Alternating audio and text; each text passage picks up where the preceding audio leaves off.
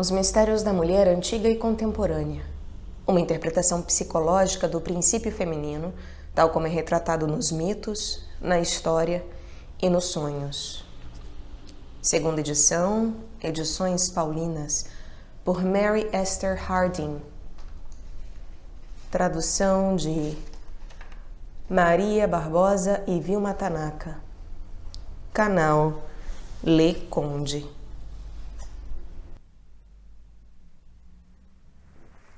Capítulo 12. Istar. É excessivamente difícil retomar de maneira adequada a significação que um deus ou um símbolo religioso tinha para um povo da antiguidade. Pois um símbolo é a concretização de um espírito ou sentimento real existente, que não é ainda completamente conhecido ou conscientizado. Desde que o espírito esteja vivo, todos percebem seu significado e poder, embora ninguém possa defini-lo exatamente. Não precisamos atualmente explicar, por exemplo, o que a bandeira significa para nós. E, de fato, não podemos explicar. Da mesma maneira, os antigos deuses eram aceitos nas suas próprias épocas. Ninguém escreveu um relato racional e contemporâneo a respeito de seus significados ou do espírito ou sentimento que continham para seu próprio povo. Somente quando o culto de um deus já estava declinando é que certos escritores sentiram necessidade de preservar, em textos, um valor que corria o perigo de se perder inteiramente. Consequentemente, o nosso conhecimento sobre o culto da Grande Mãe é de alguma maneira escasso.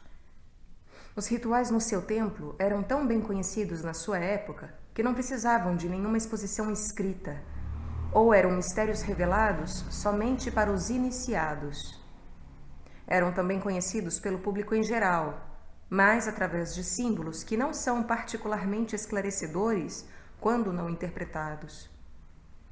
Até onde chega a informação escrita, há referências e alusões ocasionais na literatura dos períodos nos quais a Mãe-Lua floresceu. Certas passagens também ocorrem em escritos de um período posterior, dando uma explicação filosófica ou metafísica da religião anterior. Ocorrem particularmente nos escritos gregos do período gnóstico. Além disso, chegaram até nós alguns hinos, rituais e orações dirigidos à Mãe, especialmente a Istar e a Ísis, e uma quantidade de objetos e pinturas sagradas, cujo significado, se analisados sob o ponto de vista racional e intelectual, será vagamente discernido. Se, entretanto, os olharmos como símbolos, referentes a fatos psicológicos ao invés de históricos, seu significado interior frequentemente aparece com uma clareza inequívoca. A deusa Lua, cujo culto talvez tenha se disseminado mais amplamente durante os tempos da antiguidade, foi Istar de Babilônia. Foi cultuada sob nomes diferentes, nos diferentes países onde era venerada. Era Astarte em Canaã, Atar na Mesopotâmia, Astar em Moabe, Atar na Arábia do Sul, Estar na Abissínia, Atargates na Síria, Astarte na Grécia, enquanto que Ártemis parece ser o termo genérico usado para qualquer uma das muitas manifestações desta grande deusa toda-poderosa, a Magna Dea do Oriente. No Egito, sua contraparte era Ísis, cujo culto espalhou-se até a Grécia e Roma e continuou a florescer nos primeiros séculos da época cristã.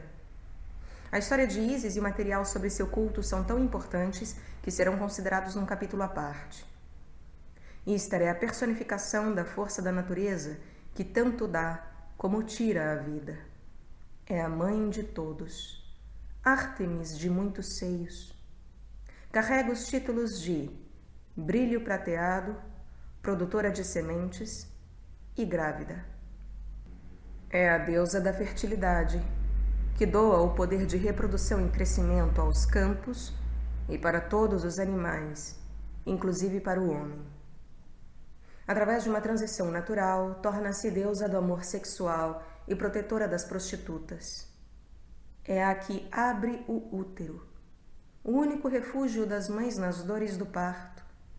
Assim, toda a vida emana dela, plantas, animais, seres humanos e seus filhos. Mas, como os deuses lunares, Istar tem um caráter duplo. Não somente é a provedora de vida, mas também a destruidora, pois é a própria lua, em cuja fase crescente todas as coisas crescem e em cuja fase minguante todas as coisas minguam e são enfraquecidas. Mas esse não é o fim. A fase crescente volta. A luz vence a escuridão, assim como a escuridão domina a luz. A deusa Lua aparece mais uma vez na sua fase criativa e benéfica. Istar, assim, governou sucessivamente todos os ciclos da Lua ou meses do ano, e ainda a fertilidade do ano. Tudo o que nascesse durante os 12 meses era considerado como sua prole. Essa ideia aparece de um modo belo na crença de que seu filho, Tammuz, era a vegetação de toda a terra. É também chamado Uriquito, o verde. O mito diz que, ao obter virilidade, ele torna-se seu amante. Ano após ano, entretanto, ela o condena à morte e, na passagem do ano, pela época do solstício de verão, ele morre e vai para o submundo. Na Mesopotâmia, o verde da primavera dura pouco tempo, pois é queimado pelo sol de verão.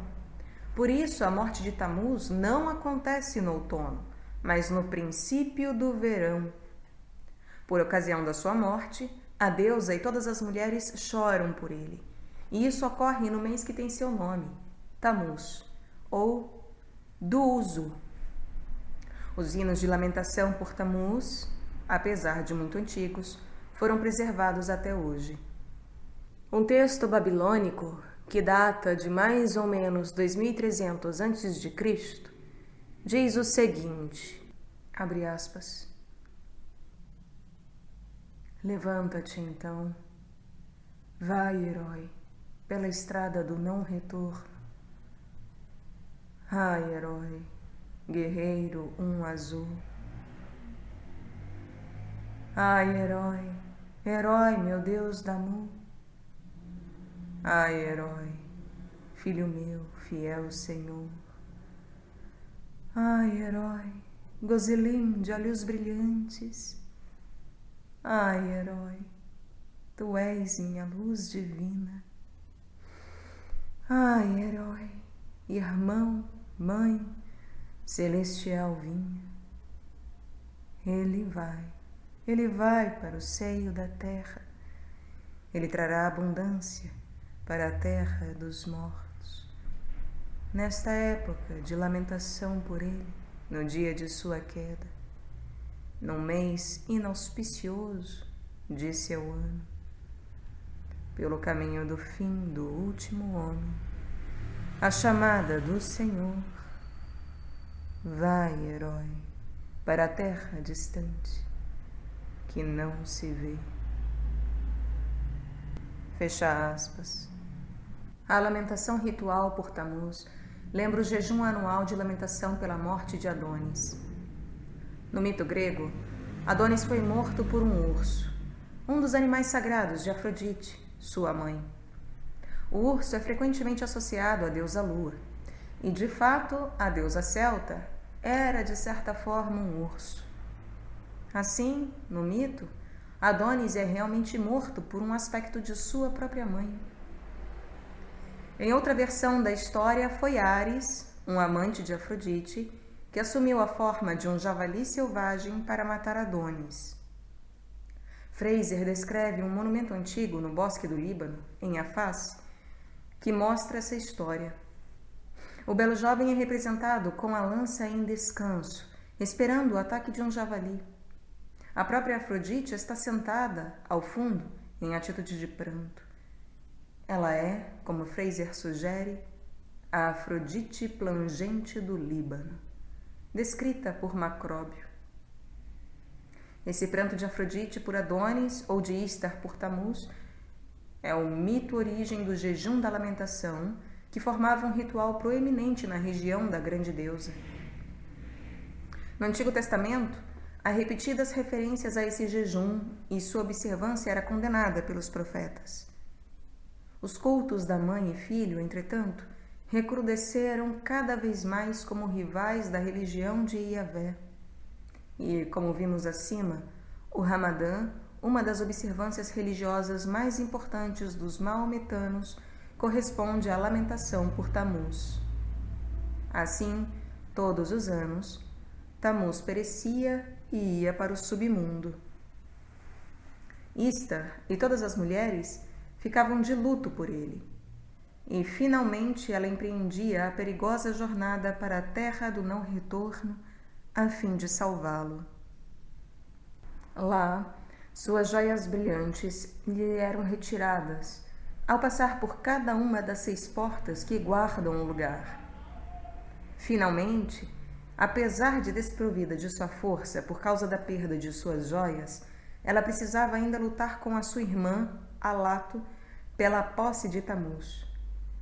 Nessa versão do mito, Alato é a rainha do submundo, mas, em geral, considerava-se Istar a rainha, tanto do submundo como do céu e da terra.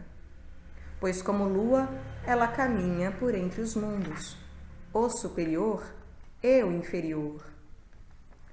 A perda de suas joias em 6 estágios é o equivalente à fragmentação do deus lunar e representa os 6 pedaços noturnos que são tirados da lua nas 6 noites do último quarto. Quando a senhora Istar se afastava para o submundo, uma época de terrível depressão e desespero caía sobre a terra, pois durante sua ausência nada podia ser concebido.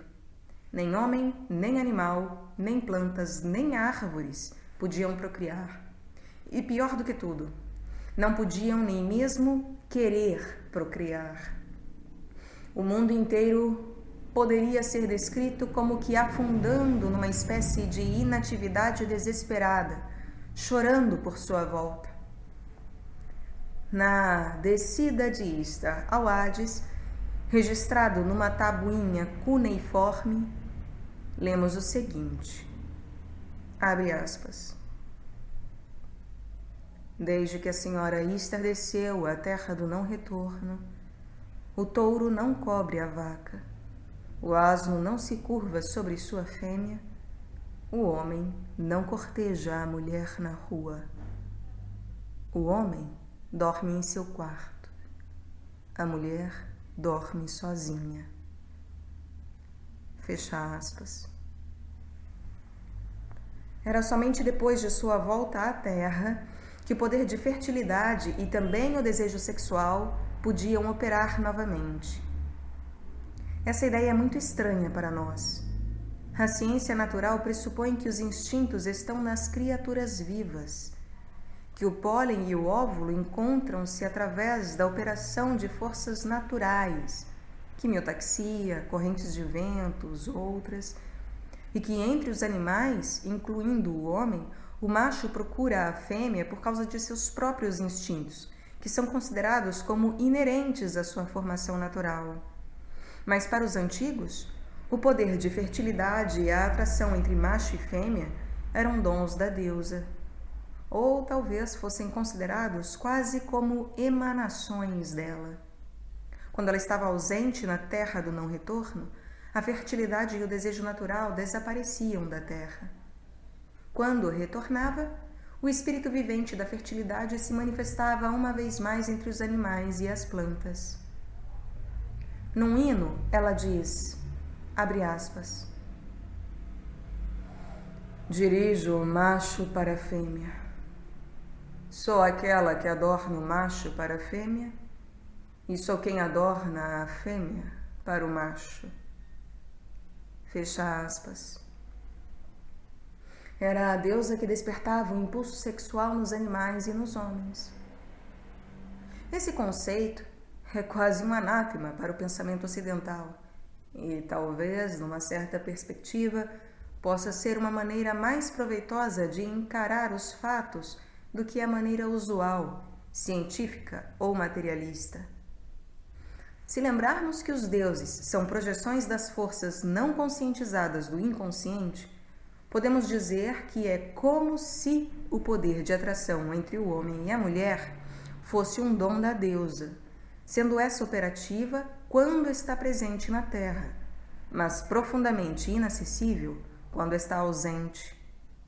Certamente todos concordarão que existe algo mais na relação entre o homem e a mulher do que possa ser explicado em bases puramente materialistas, pois todo relacionamento entre eles, inclusive o físico, varia muito de uma ocasião para outra. Algum fator essencial vai e vem, sem a volição consciente dos envolvidos. De fato, parece que a deusa da fertilidade às vezes se retrai. Lógico que tal afirmação é absurda se olharmos para ela com o olhar frio da objetividade. A Lua, como um corpo celeste ou como uma deusa mitológica, está muito distante dos problemas cotidianos dos homens e mulheres atuais. Mas se lembrarmos que os antigos, sob o aspecto da deusa e de suas aventuras, estavam retratando os movimentos de uma força psicológica que opera no inconsciente do homem, não precisaremos ser tão céticos a respeito de suas observações. Os antigos sabiam muito sobre o funcionamento dessas forças inconscientes, pois registraram-nas de uma forma inteiramente sem preconceitos. Nós, entretanto, somos preconceituosos e desconsideramos tudo o que não se ajuste à nossa teoria preconcebida de dados científicos, isto é, materialmente observáveis. Mas o funcionamento de fatores psicológicos, especialmente os do inconsciente, não é suscetível à experimentação e observação diretas. Excluímos tais coisas, essas coisas, como irrelevantes, mas os antigos percebiam-nas e incorporavam-nas em suas religiões. É importante, por conseguinte, perguntarmos mais sobre Ishtar e sobre a sua influência. Quando ela estava ausente, o homem e os animais perdiam seu desejo e poder de fertilidade. Quando retornava, porque era a deusa da fertilidade e do amor sexual, o amor brotava outra vez por todo o mundo. Os poderes do amor e da fertilidade eram os efeitos de um espírito vivo que ela carregava consigo e que afetava a todos como infecção ou contágio. Ela mesma estava imbuída desse espírito e se dava livremente ao seu amor, sempre que fosse despertado. Tamuz, a vegetação da terra, renascia todos os anos como seu filho, e todos os anos unia-se a ela como seu esposo. Mas a deusa sedutora tinha muitos outros amantes. Era venerada como a receptiva. Pequenos santuários, contendo sua imagem, eram montados nas casas da antiga Babilônia, onde ela era representada nua e sentada numa moldura de janela. Nesse aspecto era chamada Kilili Mushiritu, isto é, Kilili, a que se debruça. Típica pose de prostituta. Na epopeia de Gilgamesh, conta-se como ela tentou seduzir Gilgamesh, mas ele era o herói cuja tarefa era vencer a deusa. O tema de Gilgamesh, o herói, é recente. Entretanto, para nossa discussão é muito importante, porque representa uma época em que a humanidade começava a sentir que os deuses poderiam, talvez, ser derrotados por seres humanos e seus poderes incorporados ao próprio homem. Essa tarefa era sobre-humana e, naturalmente, não era para ser empreendida por qualquer. Somente o herói podia empreendê-la. Somente ele podia lutar contra os deuses, apesar de quase sempre pagar caro por sua ímpia audácia. Mas o mito do herói é um modelo para nós, pois somente através de uma aventura semelhante podemos esperar dominar os deuses, essas forças projetadas do inconsciente, e anexar seus poderes como partes da psicologia humana. Gilgamesh reprovou a deusa por sua inconstância e desprezava o fato de ela ser universalmente concessiva.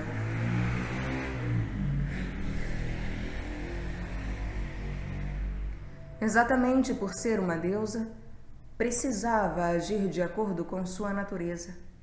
Ou seja, quando fosse amar, era preciso se dar, pois, como a lua, ela nunca podia ser possuída, permanecendo sempre virgem.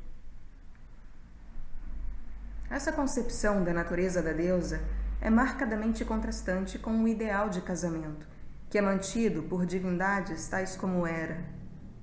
Nesse caso, a fidelidade à palavra dada é o princípio cultuado. No caso de Istar, a lealdade não é um contrato, mas um sentimento real, a realidade como ela é vivida no momento. Esse é o princípio devotado à mulher por excelência, a Magna Dea.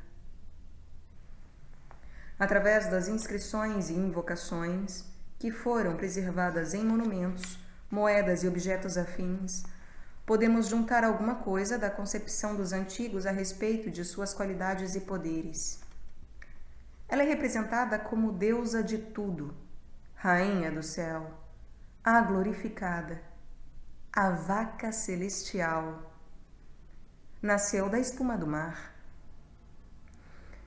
Numa de suas formas, era até representada como meio peixe, uma espécie de sereia, ou Leviatã, habitante das águas primordiais.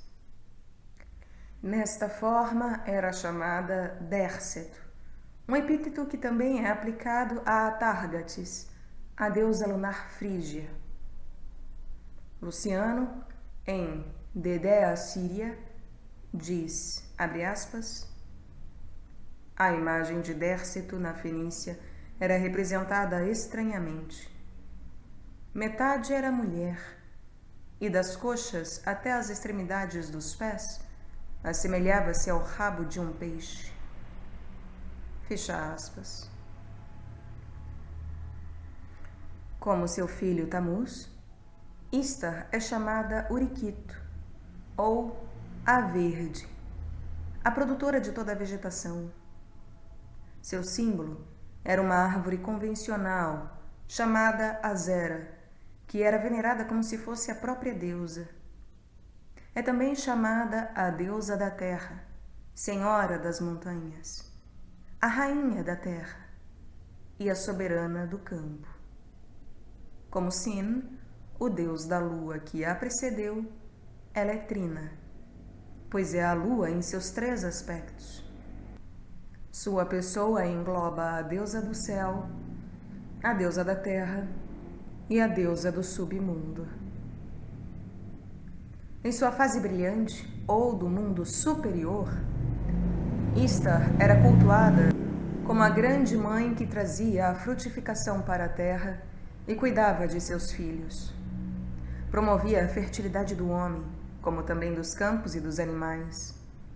Era a deusa da maternidade.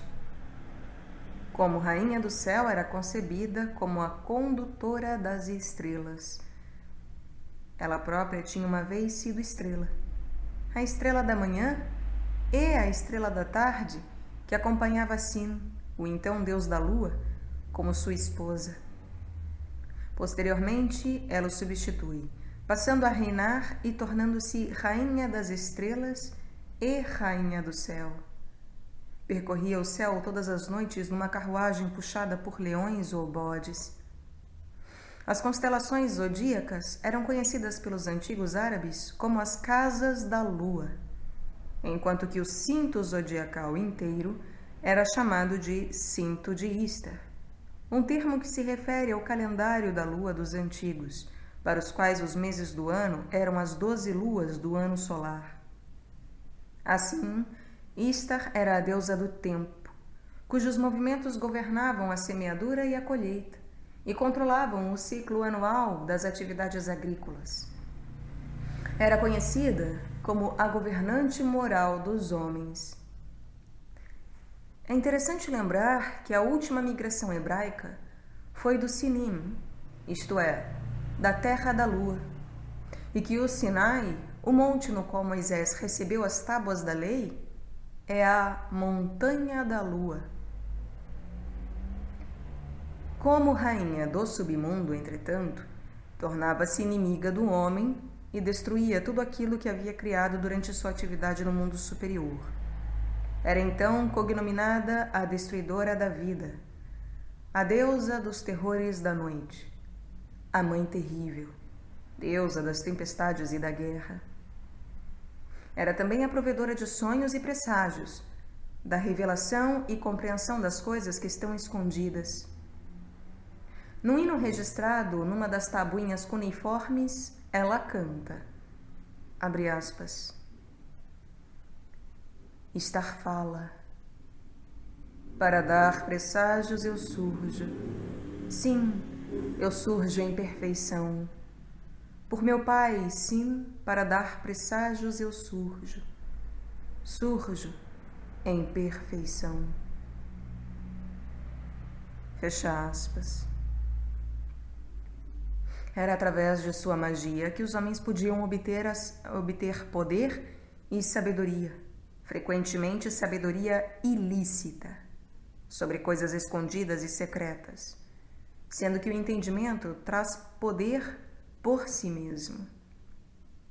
O submundo dos antigos representa, como vimos acima, as profundezas escondidas e desconhecidas que chamamos de inconsciente. Mas, enquanto nós reconhecemos que o inconsciente está dentro de nós, sendo a parte escondida da nossa própria psique, eles projetaram essa região desconhecida para fora de si mesmos e consideraram-na como um lugar geográfico real, para o qual alguém poderia ir numa jornada de barco ou carruagem. A afirmação de que a deusa do submundo tinha um poder mágico é equivalente a dizer que o inconsciente funciona de uma maneira secreta, desconhecida, isto é, mágica. E, de fato, é verdade que o inconsciente tem tal efeito mágico. E isso será prontamente admitido por qualquer pessoa que dele tenha pelo menos um leve conhecimento. Sofremos as consequências de seu funcionamento poderoso e inexplicável. E seria muito bom se pudéssemos, de alguma maneira, manter uma boa relação com ele. Para os antigos, a deusa da lua era a rainha desse reino. Tinha ali tanto poder quanto no mundo superior. Uma relação segura e útil com os poderes do submundo podia ser obtida através de uma aproximação adequada com ela. Istar havia empreendido a terrível jornada para o submundo e, embora coberta de mágoas, gradualmente conquistou a escuridão e surgiu outra vez como lua crescente, pequena a princípio, mas com o poder de recriar-se. Jeremias nota que, abre aspas, a lua é, de acordo com os ensinamentos babilônicos, a estrela do mundo superior. Morre e ressurge dos mortos, fruto que se produz a partir de si mesma. Ela simboliza o poder de vida a partir dos mortos. Fecha aspas. Como Sin, que a antecedeu, e como Osíris dos egípcios, ela torna-se deusa da imortalidade, a esperança da vida depois da morte. Em suas formas sempre mutantes, Istar desempenha todos os papéis femininos possíveis. É chamada de filha, como também de irmã do deus Lua, que é ao mesmo tempo seu próprio filho. É mulher, a personificação, como diriam os chineses, do Yin, o princípio feminino, o Eros. Para as mulheres, ela é o próprio princípio de seu ser. Para os homens, é a mediadora entre eles mesmos e a fonte secreta de vida, escondida nas profundezas do inconsciente. Talvez o poder e significação dessa grande deusa lua, rainha do céu, que caiu nas águas do Eufrates e foi trazida à praia por um cardume de peixes servos, ou deuses da água, não possam ser melhor explicitados do que pela citação de um hino que era cantado em sua honra. O hino encontra-se em uma das 7 tábuas da criação, que datam do século VII a.C., embora o próprio hino seja provavelmente muito mais antigo. Foi traduzido muitas vezes. Dou uma versão abreviada a partir da tradução de King. Abre aspas. Rezo a ti, Senhora das senhoras, Deusa das deusas. Ó Istar, Rainha de todos os povos, Regente da humanidade.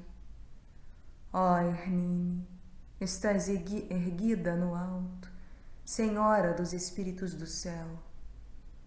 És poderosa, tens poder soberano, exaltado é o teu nome. És a luz do céu e da terra, ó brava filha do Deus Lua, soberana das armas, árbitra da batalha, aurora de todas as leis, portadora da coroa do domínio. Ó Senhora, majestática é tua dignidade, acima de todos os deuses exaltada. És a causa da lamentação, semeias a hostilidade entre irmãos que estão em paz. És tu que conferes a força, a amizade. És forte, ó Senhora da vitória. Podes violentamente atingir meu desejo. Ó Gutira, que estás amarrada com a batalha, que estás vestida com o terror, empunhas o cetro e a decisão, o controle da terra e do céu. Câmaras santas, santuários, moradias divinas e templos te cultuam. Onde não é teu nome ouvido?